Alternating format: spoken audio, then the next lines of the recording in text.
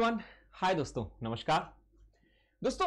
आज की क्लास बहुत इंपॉर्टेंट है और बहुत इंपॉर्टेंट है वो, जैसा कि आपको मेरे पीछे दिख रहा होगा, क्योंकि क्लास है प्रेपोजिशन की।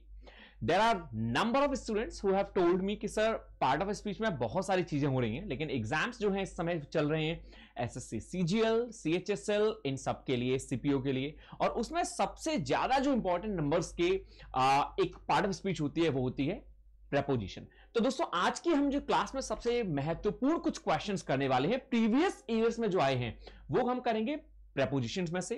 क्यों करेंगे भाई? सबसे इंपॉर्टेंट कि बहुत सिंपल है, हम इजीली इसको ग्रैब कर सकते हैं। एंड सेकंड पॉइंट उसमें भी सबसे ज्यादा इंपॉर्टेंट दोस्तों, ये मार्क्स को हमें गेन करवाता है। जी हां, प्रेपोजिशन एक ऐसा चैप्टर होता है जो मुझे कहना चाहिए इजी होने के साथ साथ हम इसमें आसानी से मार्क्स ग्रैब कर सकते हैं। चैप्टर समझने में बहुत आसान है। तो मस्ती के साथ स्टार्ट करेंगे आज के इस प्रेपोजिशन के चैप्टर को। यहां पे मैं आपके लिए कुछ क्वेश्चंस लाया हूं जो कि प्रीवियस ईयर्स के क्वेश्चन पेपर्स में रिपीट हुए हैं। तो मस्ती से समझिए। यदि कहीं कोई क्वेश्चन है तो कमेंट बॉक्स में आप मुझे लिखना ना भूलें। कमेंट बॉक्स में आप मुझे लिख के जरूर बताएं यदि प्रेपोजिशन कोई चीज समझ में नहीं आती है तो। वैसे तो सारी चीजें बहुत क्रिस्टल क्लियर समझ में आएंगी, but still if there is something तो मुझे आप जरूर लिखेंगे, ठीक है। और डेफिनेट है जो मेरे कहने से पहले आपने कर लिया होगा, वीडियो को आप लाइक जरूर करें, और यदि अभी आपने चैनल को सब्सक्राइब नहीं किया है तो दोस्तों प्लीज इस चैनल को जरूर जरूर जरूर ध्यान से सब्सक्राइब कर लें। मैं हूं पार्थ, स्वागत करता हूं आपका पुनः यूट्यूब के इस चैनल पर डेवलपिंग सक्सेस। तो दोस्तों आइए स्टार्ट करेंगे नंबर 1 क्वेश्चन से। इत्मीनान के साथ करेंगे, कहीं कोई भागा दौड़ी और जल्दबाजी की बात नहीं है, ठीक है। तो चलिए स्टार्ट करूंगा मैं नंबर 1 क्वेश्चन। पढ़ेंगे मुझसे पहले और मुझसे पहले करने की कोशिश करेंगे, ठीक है। और साथ ही साथ मैं आपको करवाऊंगा ये है नंबर 1 क्वेश्चन। तो भाई नंबर 1 आपसे क्या कहना चाह रहा है, इसको रीड कर लें एक बार अच्छे से।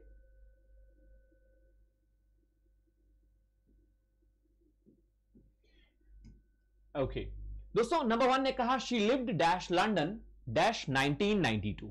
एवरीबडी नोज, सभी लोग यहां पे, मेरे सभी दोस्त, सभी बच्चे एक बात जानते हैं अच्छे से कि लंदन जो है वो क्या है, एक सिटी है, राइट। कोई देश तो नहीं है, लेकिन देश भी होता तो घबराने की जरूरत नहीं है। लंदन एक सिटी है जो कि बड़ी सिटी है, और यहां पे 1992 ये एक ईयर दे रखा है। सबसे पहली बात कि लंदन एक सिटी है जो हम सभी जानते हैं, और 1992 एक ईयर दे रखा है। तो कभी भी सेंटेंस में यदि एक सिटी की बात की गई है, किसकी बात, किसी देश की, राज्य की, कैपिटल की बात की गई है, किसी कंट्री की, या फिर सिटी की बात की गई है, तो हम वहां पे प्रेपोजिशन लगाते हैं इन। और ऐसे ही यदि हमने ईयर की बात की है तो वहां भी हम प्रेपोजिशन लगाते हैं इन। तो इस सेंटेंस में क्या आना चाहिए, आपके पास ऑप्शन दे रखे हैं एफ तक। इतने सारे ऑप्शन तो नहीं आते, लेकिन फिर भी मैंने आपको दे दिए हैं कि कहीं आपको यदि कोई दिक्कत हो तो आप मुझसे पूछ लेंगे। सो यहां पे दोनों में आना चाहिए शी लिव्ड इन लंदन, वो लंदन में रहती थी। लिव्ड है, पास्ट इंडेफिनिट टेंस है, वो लंदन में रहती थी। कब भैया? 1992 में। तो यहां पे ऑप्शन हो गया आपका सी एंड डी। आप सी और डी ऑप्शन लगा सकते हैं, यहां भी इन लिख सकते हैं और यहां भी इन लिख लेंगे। So your answer must be what दोस्तों? Your answer must be she lived in London in 1992। I hope that everybody is clear with this. सबको क्लियर है? आगे बढ़े, ठीक है। देखो यहां पे एट लगा नहीं सकते हो, क्योंकि लंदन जो है वो कोई गांव नहीं है, कोई कस्बा नहीं है, कोई छोटी मोटी जगह नहीं है। लंदन सभी लोग जानते हैं कि इंग्लैंड में है और बहुत बड़ी सिटी है, राइट। हां, यदि आप कंपेयर कर रहे हैं और एक सिटी दूसरे सिटी से या कोई गांव की बात की गई है और उसको कंपैरिजन में लाया गया है किसी सिटी के साथ, तो उस गांव के लिए आप एट का यूज करेंगे। लेकिन यहां ऐसा कोई कंपैरिजन नहीं किया गया, कोई कंपेयर नहीं है यहां पे। तो भैया जब कंपैरिजन नहीं है, केवल एक ही सिटी की बात हुई है, तो आप डायरेक्टली इन लगाएं। आप कहते हैं ना, I live in Baroda, I live in Gujarat, I live in Mumbai, I live in wherever you live in, तो इन का यूज करते हैं, ठीक है। चलिए, सो एट नहीं आएगा। ऑन का तो कोई यूज ही नहीं है, क्योंकि ऑन का मतलब होता है पर, किसी भी चीज के ऊपर ठहर जाना। So that's we call on. मान लीजिए ये एक टेबल है, राइट, और इस टेबल के ऊपर एक चाय का प्याला रखा हुआ है, तो ये जो है ये ऑन है, क्योंकि ये उस पर रखा हुआ है। तो यहां आप इसके लिए ऑन द टेबल यूज कर सकते हैं, ठीक। सेकंड ने क्या कहा, who did he go, question mark, यहां भी dash question mark the concert. Writer ने क्या कहा? राइटर ने कहा who did you go question mark, फिर क्वेश्चन मार्क द कंसर्ट। यहां एक प्रपोजिशन और यहां एक preposition, so you have to fill both the blanks. क्या सही आंसर होना चाहिए? दोस्तों क्या होगा? सिंपल है। देखिए इस सेंटेंस को हम दो तरह से बोलते हैं इंग्लिश में। वी स्पीक टू टाइम्स और like two types of sentences we use like that. Number one है सेंटेंस आपका हु डिड यू गो। तो सेंटेंस कहना चाह रहा है तुम किसके साथ गए? कहां? कॉन्सर्ट में। तुम किसके साथ गए? कॉन्सर्ट में।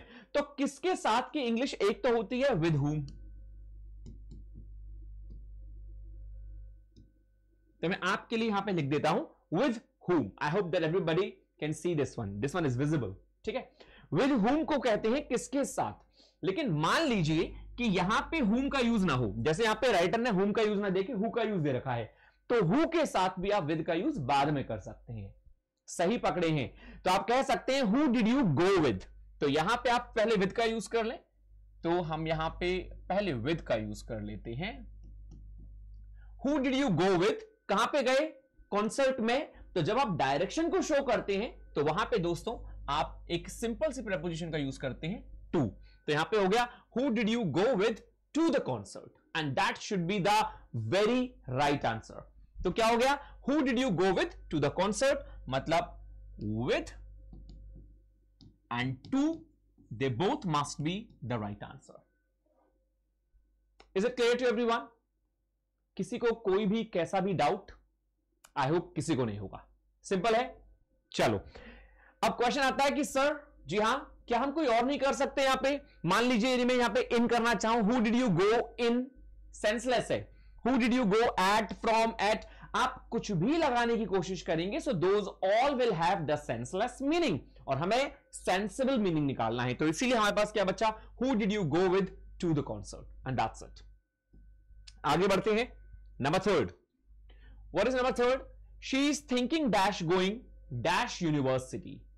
तो क्या लगाना चाहेंगे आप? सेंटेंस बहुत सिंपल है, think about it and use करके देखें कौन सी प्रपोजिशन आनी चाहिए, चाहे गलत ही करें लेकिन कोशिश करें। She is thinking dash going dash university, so what must be the very right answer? Simple है, शी इज थिंकिंग, वो सोच रही है जाने के बारे में, जाने के विषय में, तो she is thinking about. Sir क्यों लगाया आपने अबाउट? देखिए यदि मैं लगाऊं she is thinking on going, वो जाने पर सोच रही है। जाने पर सोच रही है मतलब जाने पर का यूज तो किसी वस्तु के लिए करते हैं ना, ऑन नहीं आएगा। She is thinking to going, to के साथ आप आईएनजी का यूज कभी नहीं करते, तो ऑन गलत, टू गलत। She is thinking with going, जाने के साथ रॉन्ग है, इन भी नहीं आएगा, एट भी नहीं आएगा। तो she is thinking about going, कहां पे? यूनिवर्सिटी के लिए आपको यूज करना होता है टू, तो यहां पे आप लोग दोस्तों टू का यूज कर लेंगे। कहीं आप जा रहे हैं तो अभी अभी मैंने आपको बताया था कि डायरेक्शन के लिए आप टू का यूज करते हैं। For any kind of direction, when you show the direction so you use to, so the right answer must be she is thinking about going to university, full stop. ठीक है, कोई भी direction को show करेंगे कहीं जाने के लिए, to cinema, to university, to school, to anywhere, right? So therefore the right answer is about and to. Can we move on? So we are moving to the next one, number 4. What should be the right answer? एक बार इसको पढ़ें और बताएं मुझे।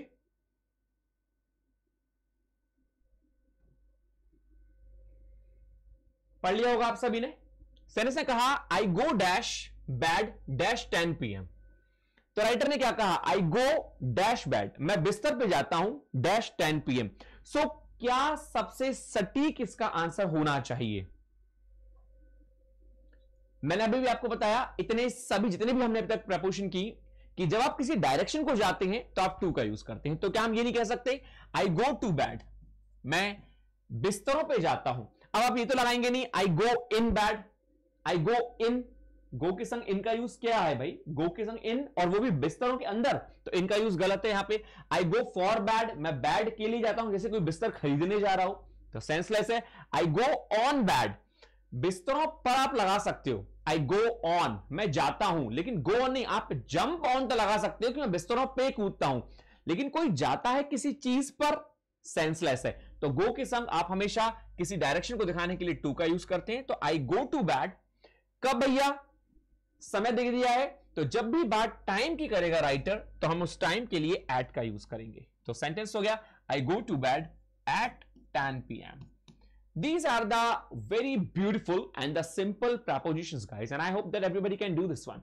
और अभी तक हमने यहां पे 4 किए हैं, और आपने यदि 4 मुझसे पहले किए होंगे तो सही होंगे आप सबके, ठीक है। But still, if you have any kind of question, so guys, please ask me. तो राइटर ने कहा, I go to bed at 10 PM. मैं बिस्तरों पे जाता हूं 10 बजे। चलिए, for का यूज, on, in, ये सब सेंसलेस है यहां पे।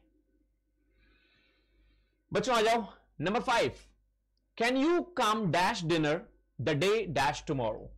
What should be the right answer. Prepositions आप सभी के सामने हैं, पहले कोशिश करें इनको करने की और बताएं कि कौन सी प्रेपोजिशन ऐसी है जो नंबर 5 में आ सकती है। कंप्लीट है। Can you come dash dinner the day dash tomorrow. आपने ये फ्रेज सुना होगा, द डे डैश टुमारो, ये टुमारो यहां पे होना चाहिए, लेकिन चलिए कोई दिक्कत नहीं है। तो राइटर ने कहा, can you come from, after, for, to, at या बाय, क्या सही होना चाहिए। दोस्तों वही वाली बात, कम है, डायरेक्शन की बात कर रहा है, तो आप कह सकते हैं can you come to dinner, क्या तुम डिनर के लिए आ सकते हो। कब, द डे आफ्टर टुमारो, परसों। तो जब परसों की बात होगी, कल के बाद आने वाला जो कल है उसके लिए, तो हम कहते हैं the day after. Everybody knows this one easily and everybody uses in his or her daily life. So sentence हो गया, can you come to dinner the day after tomorrow? Is it simple? Can you come to dinner? क्या तुम dinner पे आ सकते हो the day after tomorrow, कल के बाद। Can you come from dinner? क्या तुम डिनर से आ सकते हो, मतलब कोई डिनर कर रहा है उसको उठा लो वहां से, सेंसलेस हो जाएगा। Can you come for dinner? हाँ, काफी लोग ये सोचते हैं कि हम for का यूज कर लें यहां पे, can you come for dinner। दोस्तों फॉर का यूज हम कर सकते हैं, can you come for dinner, क्या तुम डिनर के लिए आ सकते हो। स्पोकन में ये यूज होता है, लेकिन एक्चुअल में ग्रामेटिकली गलत है ये, can you come to dinner. हम वही वाली बात, जब मैंने आपको डायरेक्शन के लिए कहा, किसी चीज के लिए आप निमंत्रण दे रहे हैं, तो आप वहां भी टू का यूज करेंगे। So can you come to dinner the day after tomorrow, and that should be the right answer. तो पहला टू हो गया, और उसके बाद द डे आफ्टर टुमारो हो गया। सो टू और आफ्टर जो है वो सही आंसर में आएंगे। Is it clear to everyone? किसी को कोई भी डाउट हो तो मुझसे पूछ लें एक बार, ठीक है। आइए नंबर नेक्स्ट, बाय का यूज सेंसलेस है, एट का, फॉर का, दे ऑल आर रॉन्ग। आप कहीं भी नहीं कह सकते can you come for dinner या can you come at dinner. At dinner तो ऐसा आ गया कि जैसे डिनर के ऊपर ही कूद जाओ, प्लेट रखिए उसके ऊपर ही जंप मार दो, सेंसलेस है। Number next, number 6, what must be the right answer. Dash the summer that road is filled dash cars. मुझे ऐसा लग रहा है जैसे मेरे खड़े होने से आपको शायद ऑप्शन नहीं दिख रहे होंगे, आप एक बार ऑप्शन अच्छे से देख लें, ठीक है। सेनेस ने कहा डैश द समर, आप जब भी सीजन की बात करेंगे, समर, विंटर, तो इनके लिए आप हमेशा इन का यूज करते हैं। पहली बात आप भी समझ लें, in the summer the road is filled. अब रोड जो है वो भरी हुई है, तो जिस चीज से भरी हुई है, तो उस चीज के लिए यदि इंसान है तो हम बाय का यूज करते हैं, यदि वस्तुएं हैं, कोई थिंग है, तो हम विद का यूज करेंगे। तो कार्स है, वस्तुएं हैं, तो विद का यूज कर लो। तो सेंटेंस सिंपल हो गया। पहले आप लिख लें, in the summer the road is filled with cars, and that should be the right answer. Sentence ने कहा इन द समर, गर्मियों में, दैट रोड इज, वो जो रोड है वो भरी होती है किससे, कार्स से। तो कोई और आंसर नहीं होगा, C and F. At, to, of and on बिल्कुल गलत है। देखिए एट का आप यूज करते हैं किसी प्लेस के लिए, ध्यान रखें। सबसे पहले तो इसको लिख लें, मैं आपको क्लियर कर देता हूं। टू का यूज करते हैं दोस्तों आप डायरेक्शन को शो करने के लिए। अभी तक हमने इतने सारे टू किए, तो मैंने आपको बताया सब में टू हमेशा डायरेक्शन को शो करेगा। एट का यूज करते हैं आप किसी प्लेस को दिखाने के लिए, या फिर आप टाइम के लिए भी एट का यूज करते हैं, एट 10 o'clock, एट 8, एट 9, ठीक है। ऑफ का यूज करते हैं आप दोस्तों पोजेशन को दिखाने के लिए। Sir what is the meaning of possession? Possession means अधिकार। जब आप कोई अधिकार शो करते हैं किसी का किसी चीज पे, तो आप ऑफ का यूज करते हैं। ऑफ किसी भी चीज से रिलेटेड, किसी भी चीज का अधिकार होना किसी भी चीज पे, तो ऑफ हो जाता है। ऑन दोस्तों पर के सेंस पे आता है, ओवर समथिंग।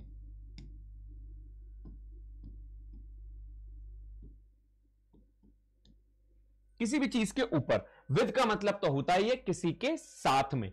तो इन मतलब क्या हो गया? इनका यूज आप बहुत जगह करते हैं, तो वहां पे आप सीजन के संग भी करते हैं। तो इन समर हो गया। और विद का मतलब क्या हो गया? किसी भी इंस्ट्रूमेंट के साथ। तो मैं यहां पे लिख दूंगा आपके लिए फॉर इंस्ट्रूमेंट।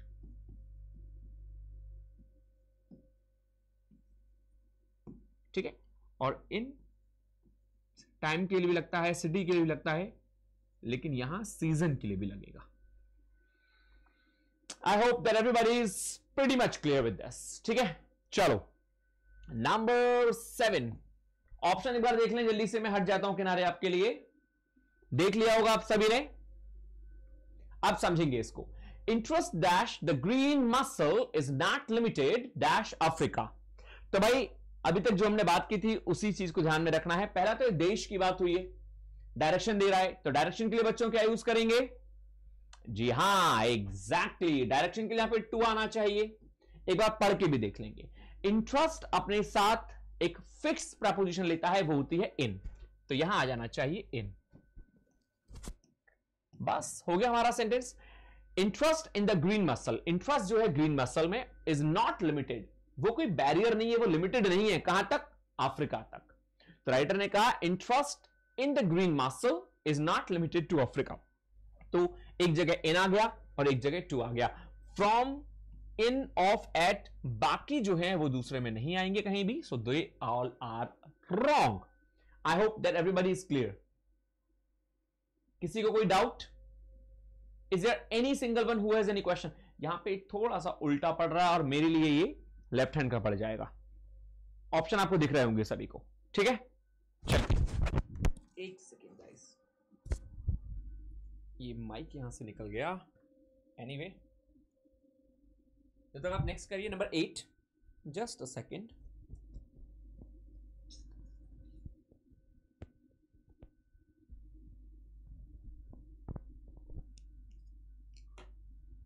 नंबर 8 को थोड़ा सा ध्यान से करें।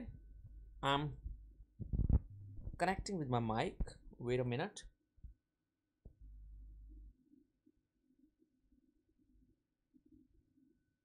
I hope that my words are clear to everyone. सेनेस क्या कह रहा है आपसे दोस्तों? सेनेस कहना चाह रहा है they live dash the centre dash town. तो क्या होना चाहिए? They live dash the centre dash the town. What should be the right answer? कर लिया होगा? हेलो, या सही है। They live dash the centre. जब आप किसी सेंटर की बात कर रहे हैं और कोई कहीं रहता है, तो लिव अपने साथ क्या लेता है? या तो एट या इन। एट कहां लेता है? जब आप कंपैरिजन करें तो किसी छोटी चीज के लिए हम लोग एट का यूज करते हैं। तो यहां पे कंपैरिजन तो नहीं है, तो एट नहीं आएगा। और एट ऑप्शन में है, लेकिन सिंपल सेंटर की बात कर रहा है तो आप यूज करेंगे यहां पे in. They live in the centre. और इन द सेंटर के बाद भी क्या? इन द सेंटर के बाद भी दोस्तों राइटर ने कहा कि भाई टाउन के, तो टाउन के मतलब शहर के मध्य में रहता है। तो वो सेंटर कहां है? वो सेंटर जो है वो शहर के मध्य में है। तो यहां पे आ जाएगा ऑफ। क्या ऑप्शन में है? जी हां, ऑप्शन में दे रखा है, इन भी दे रखा है और ऑफ भी दे रखा है। So we can use they live in the centre of the town. वो टाउन शहर के मध्य में रहते हैं। दोस्तों ये सेंटेंस सिंपल जरूर है, लेकिन ध्यान रखें ये आपके प्रीवियस एग्जाम्स में आए हुए हैं। So this is my humble request to everyone, please pay attention on them. Right? And if you have any kind of question, so don't forget to ask me. You can write down on the comment box or you can ask me. Right? But do them. Right? It's easy. और ये easy है आपके लिए, तो it means आपके सारे सही होने चाहिए. Number next. At का use on, to, for बाकी गलत है, कोई और नहीं आएगा. Number 9. I go dash the bathroom dash bad. क्या सही आंसर होना चाहिए? Come on. Options are clear to everyone. सबको ऑप्शन दिख रहे होंगे। राइटर ने कहा आई गो डैश, तो गो के साथ यदि हम डायरेक्शन शो कर रहे हैं तो अभी तक हमने एक ही चीज की है, डायरेक्शन को शो करने के लिए किसी भी चीज के लिए हम टू का यूज करते हैं। ये थोड़ा टू हमारा टेढ़ा सा बन गया, ये हो गया to. I go to the bathroom, मैं बाथरूम जाता हूं, तो I go to cinema, I go to temple, I go to where, I go to Spain, I go to Netherlands, I go anywhere, right. So I go to the bathroom dash bed, कब? बिस्तर से पहले, मतलब बिस्तर में जाने से पहले मैं कहां जाता हूं भाई? मैं वॉशरूम जाता हूं। तो I go to bathroom before bed, यहां पे आ जाएगा बिफोर। भाई आप सभी ने ये अपने डेली लाइफ में यूज करते होंगे, जब भी आपको वॉशरूम जाना होता होगा तो आप बिस्तरों से पहले जाते हैं। ऐसा नहीं कि आप पहले बिस्तर पे चले गए, पहले बेड पे सोने चले गए, फिर आपको लगा यार वॉशरूम हो रहा है, चला वॉशरूम हो आते हैं। ऐसा नहीं करता कोई, बाद में लग जाए वो एक अलग बात है, लेकिन सबसे पहले हम निवृत्त होकर आते हैं। So this is what the writer has told here, I go to the bathroom before bed. So यहां पे सेंसिबल सेंटेंस बन रहा है, एट, इन और एट ये सब गलत है, बिफोर और टू जो है वो बिल्कुल सही है। I go to the bathroom before bed, that should be the right answer. ठीक है, चलिए and the last number 10 read करें जल्दी से, और ऑप्शन एक बार देख लें आप सभी लोग। इसमें आप पॉज भी कर सकते हैं, ठीक है। Soon dash music was added dash his words, ये इंपॉर्टेंट है, क्या होना चाहिए? What must be the right answer? आप समझेंगे। Soon dash music was added dash his words, answer होना चाहिए सून एट म्यूजिक कुछ नहीं होता, सून प्लस का तो कोई सेंस ही नहीं है। सून आफ्टर एक फ्रेज है जिसका मतलब होता है जल्दी, तो इसीलिए यहां आपको समझना पड़ेगा कि सून आफ्टर एक फ्रेज है। तो राइटर ने कहा soon after music was added, जल्द ही म्यूजिक को ऐड किया गया, किसके लिए? नॉट फ्रॉम हिज वर्ड्स, जबकि टू हिज वर्ड्स, डाउन का कोई सेंस नहीं है, तो सेंटेंस बन गया। जी हां, एग्जैक्टली हो सकता है काफी स्टूडेंट्स का यहां गलत हो ये, but get the meaning of the sentence. Soon after music was added, जल्द ही म्यूजिक को ऐड किया गया टू हिज वर्ड्स, उसके शब्दों पे, उसके शब्दों के साथ या उसके शब्दों को लेकर। तो soon after music was added to his words, उसके शब्दों में। तो आफ्टर यहां आ गया सून आफ्टर जो कि फ्रेज है, और was added to his words यहां हो गया उसके शब्दों पर। I hope that everybody is clear with this, सबको क्लियर हुआ होगा। ये थे दोस्तों आज के 10। मैं आशा करता हूं कि आप सभी ने बहुत ही मस्ती के साथ हर एक चीज को समझा होगा। यदि स्टिल आपको कोई क्वेश्चन है तो मुझसे पूछना ना भूलिए, ठीक है।